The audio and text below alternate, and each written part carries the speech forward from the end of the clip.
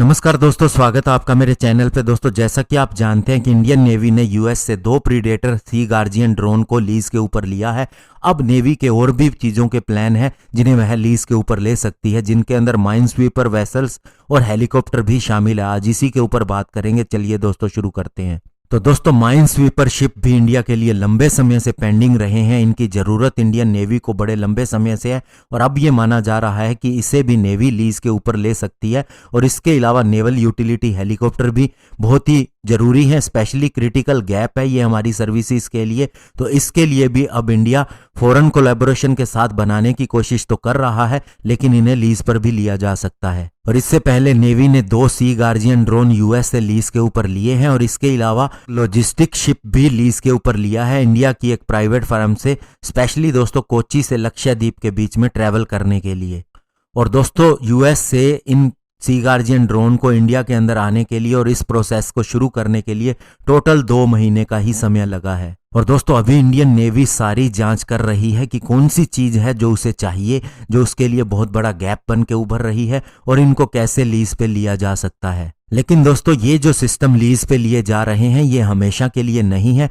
Actual में जो gap है उसे फिल करने के लिए हमें इन्हें एक्वायर ही करना पड़ेगा। ये केवल एक टेम्परेरी रूप में और एक इंटरिम पीरियड के लिए लिए जा रहे हैं। और माइन स्वीपर शिप की बात करें तो ये हार्बर्स को क्लियर करने के काम आता है, स्पेशली जो क्रिटिकल एरिया होते हैं जहां पर माइंस बिछा दी जाती हैं एनिमी की सबमरीन और वेसल्स के द्वारा, उन्हें क्लियर करने के लिए बहुत जरूरी होते हैं। और रशिया, साउथ कोरिया और यूएस के अंदर ऐसे बहुत सी चीजें हैं जो लीज पे ली जा सकती हैं।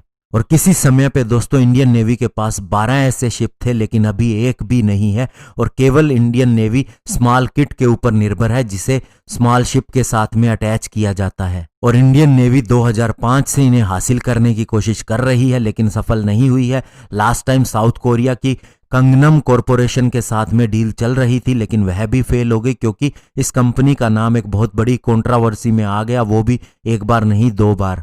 और दोस्तों, पहला जो कंट्रोवर्सी इस कंपनी के साथ में आई थी वो आई थी कांग्रेस गवर्नमेंट के दौरान, जब इसके अंदर बताया गया कि एक कंसल्टेंट अपॉइंट किया गया है कंपनी की तरफ से इंडिया के अंदर। और आप समझ सकते हैं कि क्या हुआ होगा, कोई कमीशन का या ऐसा चक्कर हो सकता है।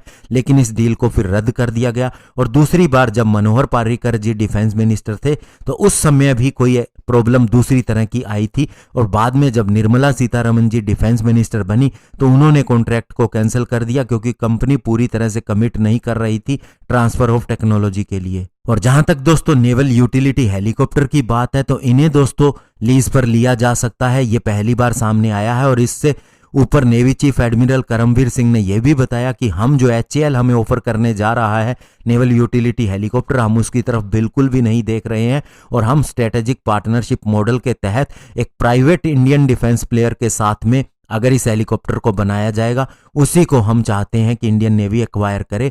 और जो $3 बिलियन का ऑफर HAL की तरफ से है, हम उसकी तरफ नहीं देखते हैं। तो ऐसे में दोस्तों नेवी ने अब बहुत सी बातें क्लियर की हैं प्रोक्योरमेंट के लिए। तो हमें अगर लीज पे ये इक्विपमेंट मिलते हैं तो एट लीस्ट दोस्तों हमारी तैयारी पूरी रहेगी।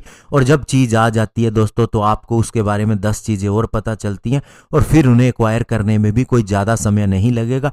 अगर कोई इक्विपमेंट हमारे पास है तो हम उसी को खरीद भी सकते हैं। केवल उसके लिए जो भी कार्रवाई होती है वो करनी होती है, चीज़ हमारे पास अवेलेबल ही रहती है। तो इसलिए दोस्तों इसी तरह से हमारे नेवल यूटिलिटी हेलीकॉप्टर के अंदर भी मदद मिलेगी और ये बहुत ही अच्छा ऑप्शन दिया गया है डिफेंस प्रोक्योरमेंट प्रोसीजर के अंदर।